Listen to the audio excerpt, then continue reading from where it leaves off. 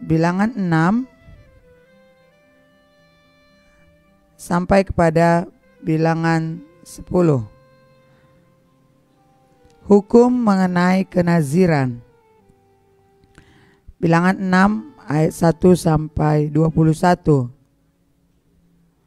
Tuhan berfirman kepada Musa, "Berbicaralah kepada orang Israel dan katakanlah kepada mereka, apabila seseorang laki-laki atau perempuan mengucapkan nazar khusus, yakni nazar orang nazir untuk mengkhususkan dirinya bagi Tuhan, maka haruslah ia menjauhkan dirinya dari anggur dan minuman yang memabukkan. Jangan meminum cuka anggur atau cuka minuman yang memabukkan, dan jangan meminum sesuatu minuman yang dibuat dari buah anggur, dan jangan memakan buah anggur baik yang segar maupun yang kering.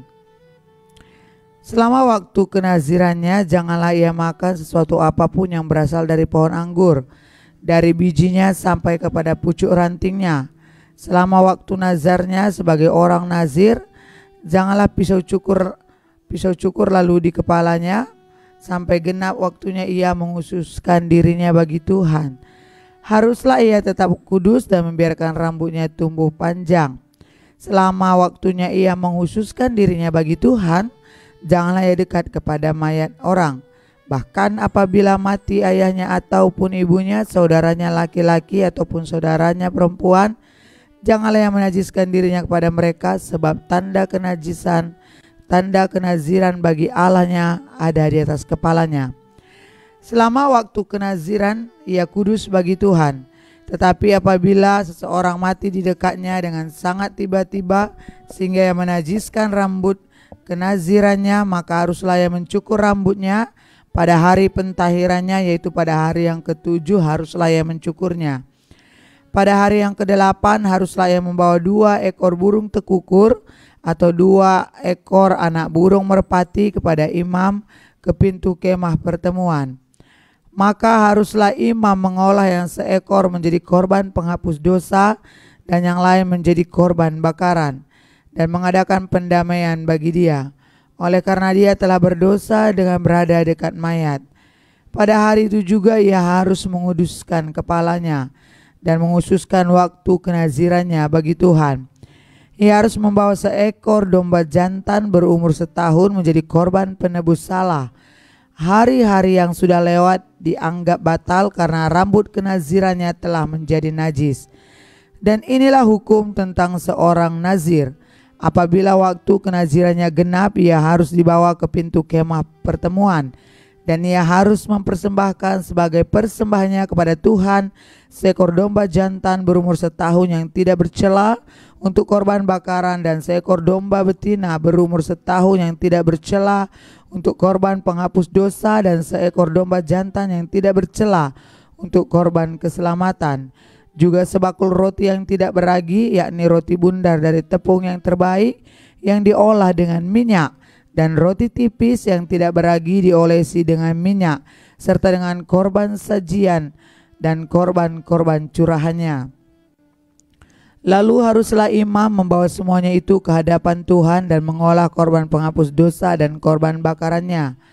Domba jantan itu harus diolahnya sebagai korban keselamatan bagi Tuhan, beserta sebakul roti yang tidak beragi itu.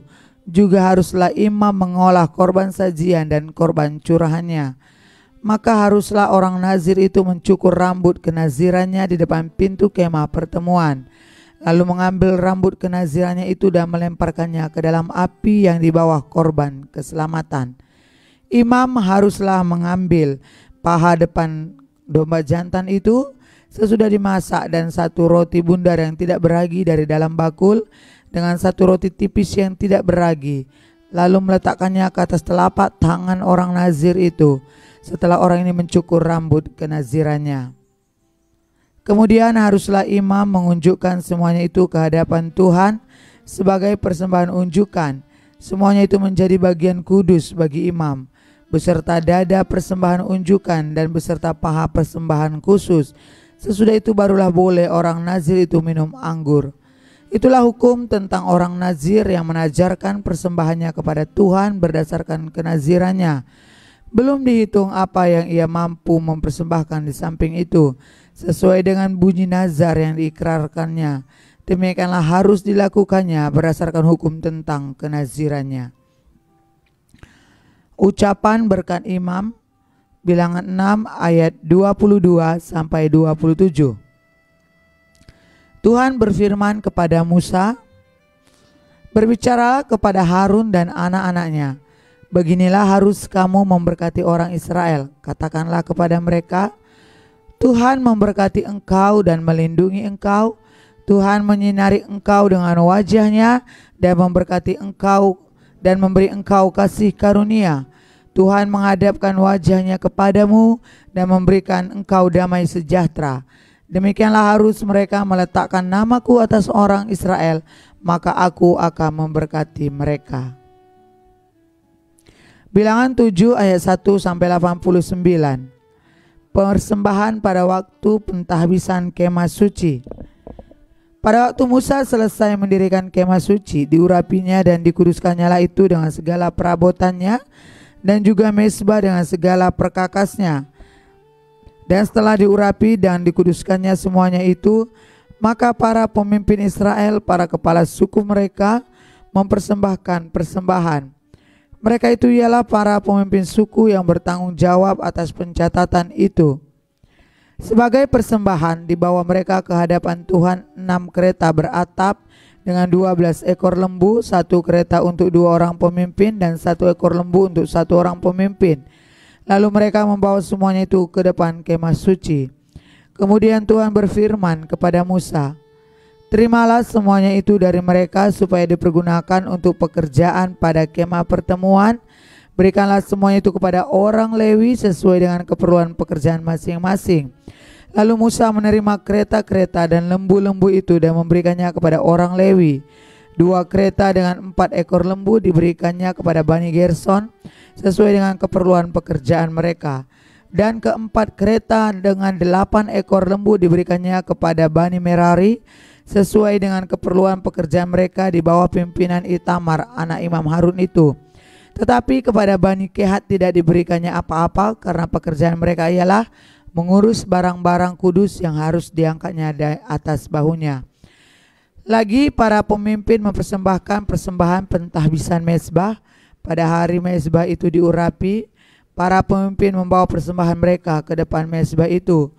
Tuhan berfirman kepada Musa, satu pemimpin setiap hari haruslah mempersembahkan persembahannya untuk mentahbiskan mezbah itu. Yang mempersembahkan persembahannya pada hari pertama ialah Nahason bin Aminadab dari suku Yehuda. Persembahannya ialah 1 pinggan perak 130 shikal timbangannya dan 1 bokor penyiraman dari perak 70 shikal beratnya ditimbang menurut shikal kudus. Keduanya berisi tepung yang terbaik diolah dengan minyak untuk korban sajian. 1 cawan 10 shikal emas beratnya berisi ukupan, seekor lembu jantan muda, seekor domba jantan dan seekor domba berumur setahun untuk korban bakaran, seekor kambing jantan untuk korban penghapus dosa, dan untuk korban keselamatan 2 ekor lembu, 5 ekor domba jantan, 5 ekor kambing jantan, dan 5 ekor domba berumur setahun. Itulah persembahan Nahason bin Aminadab. Pada hari kedua, Netanel bin Zuar, pemimpin suku Isakar, mempersembahkan persembahan. Sebagai persembahannya dipersembahkannya 1 pinggan perak 130 shikal timbangannya dan 1 bokor penyiraman dari perak 70 shikal beratnya. Ditimbang menurut shikal kudus, keduanya berisi tepung yang terbaik diolah dengan minyak untuk korban sajian. 1 cawan 10 shikal emas beratnya berisi ukupan, seekor lembu jantan muda, seekor domba jantan dan seekor domba berumur setahun untuk korban bakaran, seekor kambing jantan untuk korban penghapus dosa dan untuk korban keselamatan 2 ekor lembu, 5 ekor domba jantan, 5 ekor kambing jantan, dan 5 ekor domba berumur setahun. Itulah persembahan Netanel bin Zuar.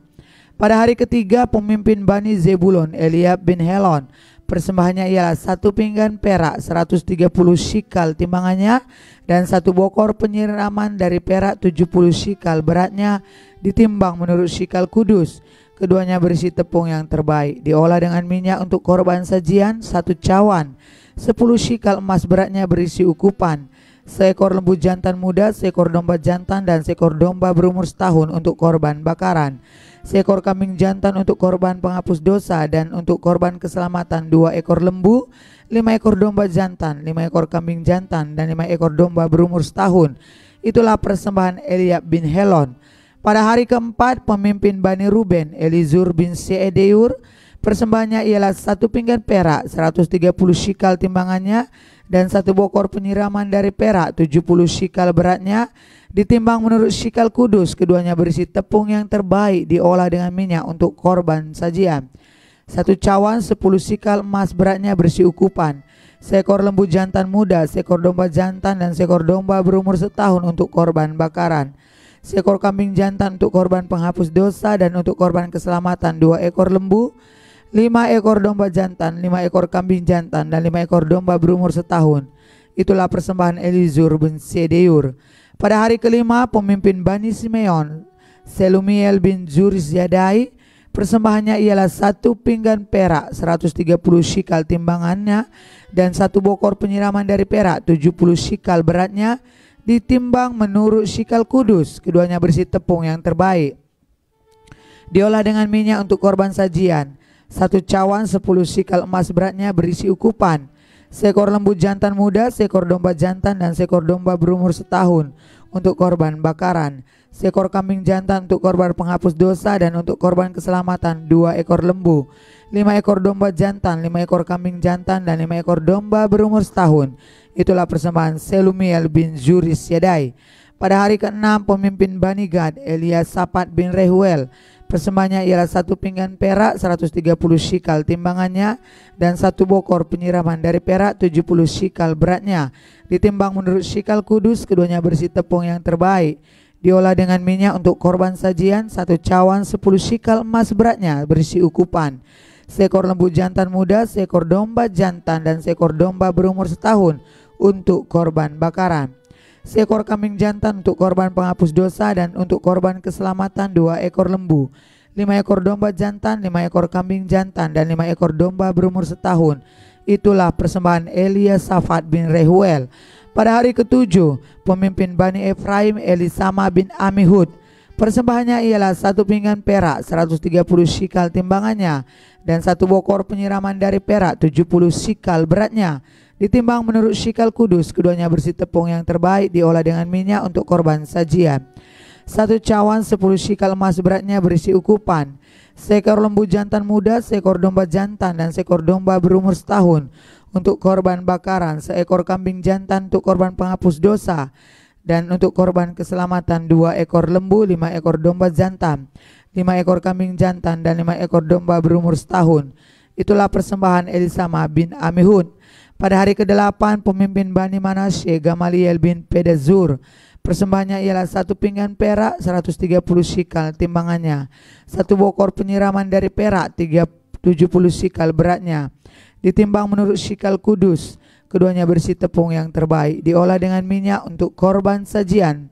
1 cawan 10 shikal emas beratnya berisi ukupan, seekor lembu jantan muda, seekor domba jantan, dan seekor domba berumur setahun untuk korban bakaran, seekor kambing jantan untuk korban penghapus dosa, dan untuk korban keselamatan 2 ekor lembu, 5 ekor domba jantan, 5 ekor kambing jantan, dan 5 ekor domba berumur setahun. Itulah persembahan Gamaliel bin Pedazur.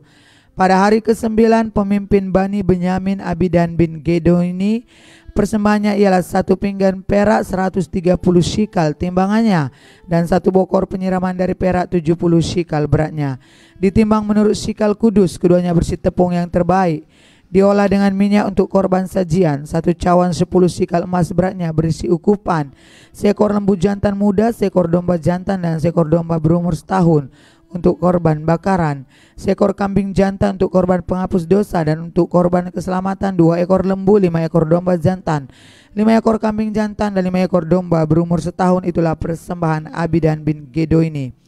Pada hari ke-10, pemimpin Bani Dan, Ahizer bin Amisyadai, persembahannya ialah 1 pinggan perak, 130 shikal timbangannya, dan 1 bokor penyiraman dari perak, 70 shikal beratnya, ditimbang menurut shikal kudus. Keduanya bersih tepung yang terbaik, diolah dengan minyak untuk korban sajian. 1 cawan 10 sikal emas beratnya berisi ukupan, seekor lembu jantan muda, seekor domba jantan, dan seekor domba berumur setahun untuk korban bakaran. Seekor kambing jantan untuk korban penghapus dosa, dan untuk korban keselamatan 2 ekor lembu, 5 ekor domba jantan, 5 ekor kambing jantan, dan 5 ekor domba berumur setahun. Itulah persembahan Ahiezer bin Amisyadai. Pada hari ke-11 pemimpin Bani Asher, Pagiel bin Okran. Persembahannya ialah 1 pinggan perak 130 shikal timbangannya, dan 1 bokor penyiriman dari perak 70 shikal beratnya, ditimbang menurut shikal kudus. Keduanya berisi tepung yang terbaik, diolah dengan minyak untuk korban sajian. 1 cawan 10 sikal emas beratnya berisi ukupan, seekor lembu jantan muda, seekor domba jantan, dan seekor domba berumur setahun untuk korban bakaran, seekor kambing jantan untuk korban penghapus dosa, dan untuk korban keselamatan 2 ekor lembu, 5 ekor domba jantan, 5 ekor kambing jantan, dan 5 ekor domba berumur setahun. Itulah persembahan Pagiel bin Okran. Pada hari ke-12 pemimpin Bani Naftali, Ahira bin Enan. Persembahannya ialah 1 pinggan perak 130 shikal timbangannya, dan 1 bokor penyiraman dari perak 70 shikal beratnya, ditimbang menurut shikal kudus. Keduanya bersih tepung yang terbaik, diolah dengan minyak untuk korban sajian. 1 cawan 10 sikal emas beratnya berisi ukupan, seekor lembu jantan muda, seekor domba jantan, dan seekor domba berumur setahun untuk korban bakaran. Seekor kambing jantan untuk korban penghapus dosa, dan untuk korban keselamatan 2 ekor lembu, 5 ekor domba jantan, 5 ekor kambing jantan, dan 5 ekor domba berumur setahun. Itulah persembahan Ahira bin Enan. Itulah persembahan pentahbisan mezbah. Pada hari mezbah itu diurapi dari pihak para pemimpin Israel, yaitu 12 pinggan perak, 12 bokor penyiraman dari perak, 12 cawan emas. Beratnya tiap-tiap pinggan adalah 130 shikal perak, dan beratnya tiap-tiap bokor penyiraman adalah 70 shikal. Segala perak perkakas itu ada 2.400 shikal beratnya, ditimbang menurut shikal kudus. Selanjutnya 12 cawan emas berisi ukupan, tiap-tiap cawan 10 shikal beratnya, ditimbang menurut shikal kudus. Segala emas cawan itu ada 120 shikal beratnya. Segala hewan untuk korban bakaran itu ialah 12 ekor lembu jantan, 12 ekor domba jantan, 12 ekor domba berumur setahun dengan korban sajiannya, juga 12 ekor kambing jantan untuk korban penghapus dosa. Segala hewan korban keselamatan itu ialah 24 ekor lembu jantan, 60 ekor domba jantan, 60 ekor kambing jantan, 60 ekor domba berumur setahun. Itulah persembahan pentahbisan mezbah sesudah mezbah itu diurapi. Apabila Musa masuk ke dalam kemah pertemuan untuk berbicara dengan dia, maka ia mendengar suara yang berfirman kepadanya dari atas tutup pendamaian yang di atas tabut hukum Allah dari antara kedua kerub itu. Demikianlah ia berfirman kepadanya. Bilangan 8 ayat 1 sampai 4. Kandil. Tuhan berfirman kepada Musa, "Berbicaralah kepada Harun dan katakanlah kepadanya, apabila engkau memasang lampu-lampu itu, haruslah ketujuh lampu itu menerangi yang di sebelah depan kandil. Demikianlah diperbuat Harun, di sebelah depan kandil dipasanginya lampu-lampunya seperti yang diperintahkan Tuhan kepada Musa. Dan beginilah kandil itu dibuat, dari emas tempaan, kandil itu tempaan baik kakinya maupun kembangnya, sesuai dengan apa yang telah diperlihatkan Tuhan kepada Musa. Demikianlah kandil itu dibuatnya." Bilangan 8 ayat 5 sampai 22. Pentahbisan orang Lewi. Tuhan berfirman kepada Musa, "Ambillah orang Lewi dari tengah-tengah orang Israel dan tahirkanlah mereka. Beginilah harus kau lakukan kepada mereka untuk mentahirkan mereka. Percikkanlah kepada mereka air penghapus dosa, kemudian haruslah mereka mencukur seluruh tubuhnya dan mencuci pakainya, dan dengan demikian mentahirkan dirinya. Sesudah itu haruslah mereka mengambil seekor lembu jantan muda dengan korban sajiannya dari tepung yang terbaik, diolah dengan minyak. Juga seekor lembu jantan muda yang lain haruslah kau ambil untuk korban penghapus dosa. Demikianlah haruslah kau suruh orang Lewi mendekat ke depan kemah pertemuan, dan kau panggil berkumpul segenap umat Israel. Apabila engkau telah menyuruh orang Lewi mendekat ke hadapan Tuhan, maka haruslah orang Israel meletakkan tangannya atas orang Lewi itu, dan Harun harus menunjukkan orang Lewi itu sebagai persembahan unjukan dari antara orang Israel di hadapan Tuhan. dan demikianlah mereka diuntukkan melakukan pekerjaan jabatannya bagi Tuhan. Setelah orang Lewi meletakkan tangannya atas kepala lembu-lembu jantan muda itu, maka haruslah yang seekor diolah sebagai korban penghapus dosa dan yang lain sebagai korban bakaran bagi Tuhan untuk mengadakan pendamaian bagi orang Lewi. Maka haruslah engkau menghadapkan orang Lewi kepada Harun dengan anak-anaknya dan mengunjukkan mereka sebagai persembahan unjukan bagi Tuhan. Demikianlah engkau harus mentahirkan mereka di tengah-tengah orang Israel, supaya orang Lewi itu menjadi kepunyaanku. Barulah sesudah itu orang Lewi boleh masuk untuk melakukan pekerjaan jabatannya pada kemah pertemuan. Sesudah engkau mentahirkan mereka dan mengunjukkan mereka sebagai persembahan unjukan, sebab mereka harus diserahkan dengan sepenuhnya kepadaku dari tengah-tengah orang Israel, ganti semua yang terdahulu lahir dari kandungan, yakni semua anak sulung yang ada pada orang Israel, telah kuambil mereka bagiku. Sebab semua anak sulung yang ada pada orang Israel, baik dari manusia maupun dari hewan, adalah kepunyaanku. Pada waktu aku membunuh semua anak sulung di tanah Israel, di tanah Mesir, aku telah menguduskan semuanya bagiku. Maka aku mengambil orang Lewi ganti semua anak sulung yang ada pada orang Israel, dan aku menyerahkan orang Lewi dari tengah-tengah orang Israel sebagai pemberian kepada Harun dan anak-anaknya untuk melakukan segala pekerjaan jabatan bagi orang Israel di kemah pertemuan, dan untuk mengadakan pendamaian bagi orang Israel, supaya orang Israel jangan kena tulah apabila mereka mendekat ke tempat kudus. Lalu Musa, Harun dan segenap umat Israel melakukan yang demikian kepada orang Lewi, tepat seperti yang diperintahkan Tuhan kepada Musa mengenai orang Lewi.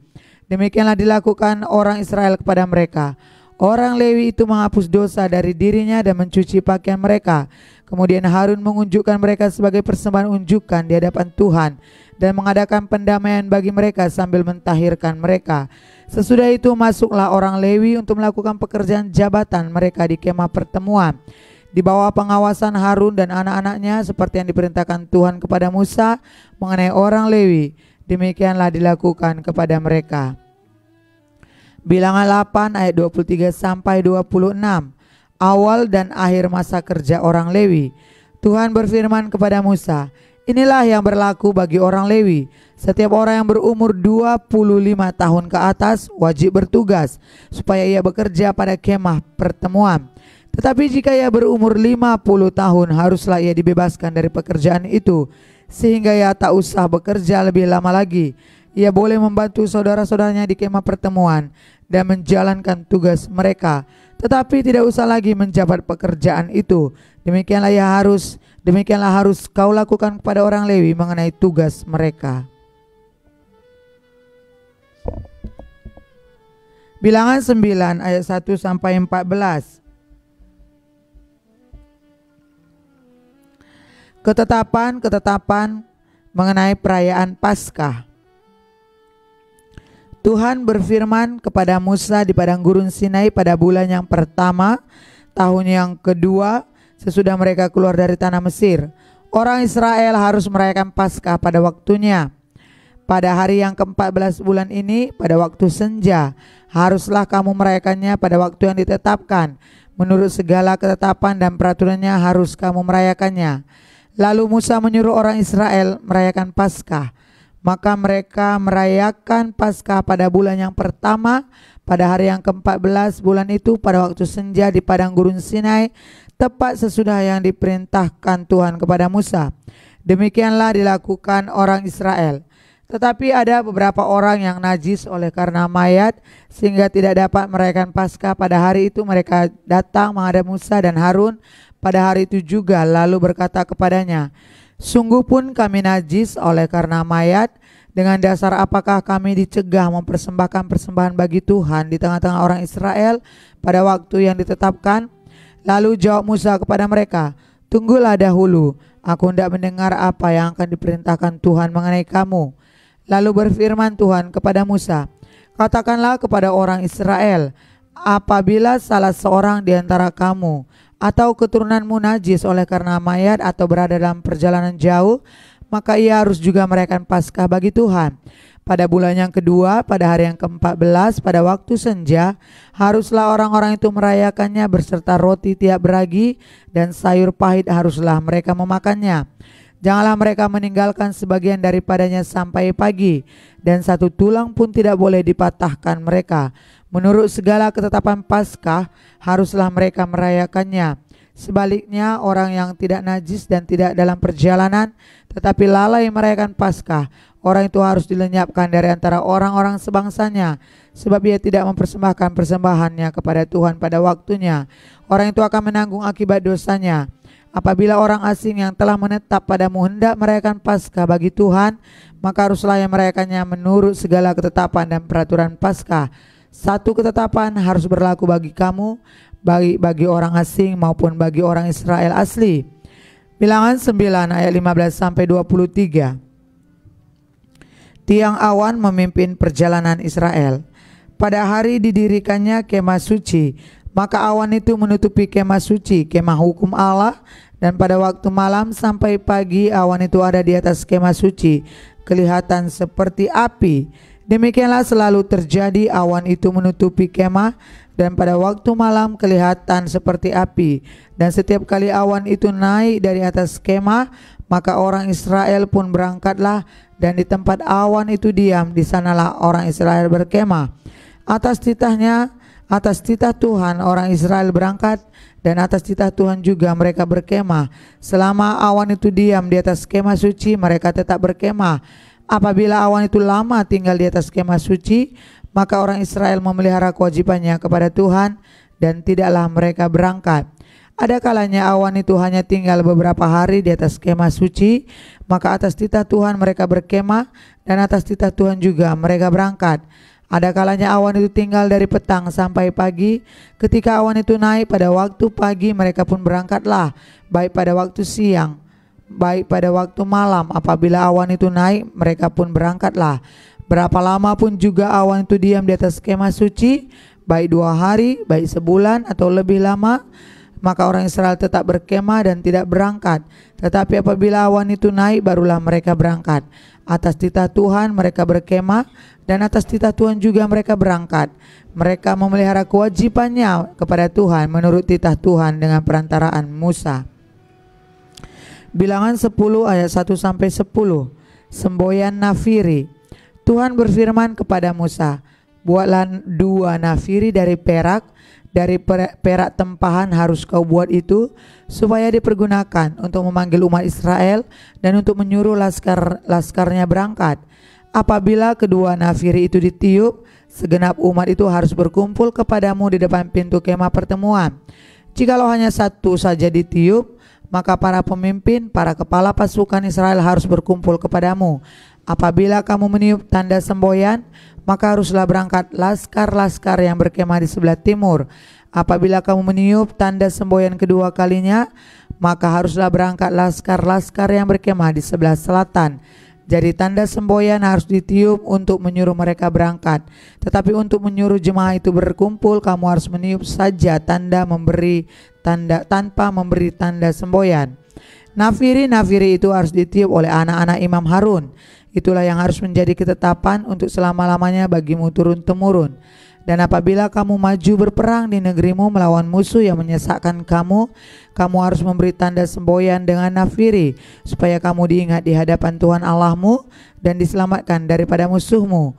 Juga pada hari-hari kamu bersukaria, pada perayaan-perayaanmu dan pada bulan-bulan barumu, haruslah kamu meniup nafiri itu pada waktu mempersembahkan korban-korban bakaranmu dan korban-korban keselamatanmu. Maksudnya supaya kamu diingat di hadapan Allahmu, akulah Tuhan Allahmu. Bilangan 10 ayat 11 sampai 36. Berangkat dari Gunung Sinai.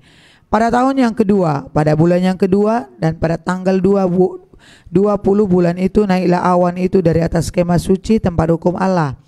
Lalu berangkatlah orang Israel dari padang gurun Sinai menurut aturan keberangkatan mereka. Kemudian diamlah awan itu di padang gurun Paran. Itulah pertama kali mereka berangkat menurut titah Tuhan dengan perantaraan Musa. Terdahulu berangkatlah Alaskar yang dibawa panji-panji Bani Yehuda menurut pasukan mereka. Yang mengapalai laskar itu ialah Nahason bin Aminadab. Yang mengepalai laskar suku Bani Isakar ialah Netanael bin Zuar. Yang mengepalai laskar suku Bani Zebulon ialah Eliab bin Helon. Sesudah itu kemah suci dibongkar, dan berangkatlah Bani Gerson dan Bani Merari yang berangkat kemah suci itu. Kemudian berangkatlah laskar yang di bawah panji-panji Ruben menurut pasukan mereka. Yang mengepalai laskar itu ialah Elizur bin Sediur. Yang mengepalai laskar suku Bani Simeon ialah Selumiel bin Yurisadai. Yang mengepalai laskar suku Bani Gad ialah Elisafat bin Rehuel. Sesudah itu berangkatlah orang Kehat yang mengangkat orang barang-barang tempat kudus. Kemah suci sudah dipasang sebelum mereka datang. Kemudian berangkatlah laskar yang di bawah panji-panji Bani Efraim menurut pasukan mereka. Yang mengepalai laskar itu ialah Elisama bin Amihud. Yang mengepalai laskar suku Bani Manase ialah Gamaliel bin Fedazur. Yang mengepalai laskar suku Bani Benyamin ialah Abidan bin Gedoini. Sebagai barisan penutup laskar, semua laskar itu berangkatlah laskar yang di bawah panji-panji Bani Dan menurut pasukan mereka. Yang mengepalai laskar itu ialah Ahiezer bin Amisyadai. Yang mengepalai laskar suku Bani Asyer ialah Pagiel bin Okran. Yang mengepalai laskar suku Bani Naftali ialah Ahira bin Enan. Itulah aturan keberangkatan orang Israel menurut pasukan mereka ketika mereka berangkat. Lalu berangkatlah Musa kepada Hobab anak Rehuel orang Midian mertua Musa. Kami berangkat ke tempat yang dimaksud Tuhan ketika ia berfirman, Aku akan memberikannya kepadamu, sebab itu ikutlah bersama-sama dengan kami. Maka kami akan berbuat baik kepadamu, sebab Tuhan telah menjanjikan yang baik tentang Israel. Tetapi jawabnya kepada Musa, Aku tidak ikut, melainkan aku hendak pergi ke negeriku dan kepada sanak saudaraku. Kata Musa, Janganlah kiranya tinggalkan kami, sebab engkaulah yang tahu bagaimana kami berkemah di padang gurun, maka engkau dapat menjadi penunjuk jalan bagi kami. Jika engkau ikut bersama-sama dengan kami, maka kebaikan yang akan dilakukan Tuhan kepada kami akan kami lakukan juga kepadamu.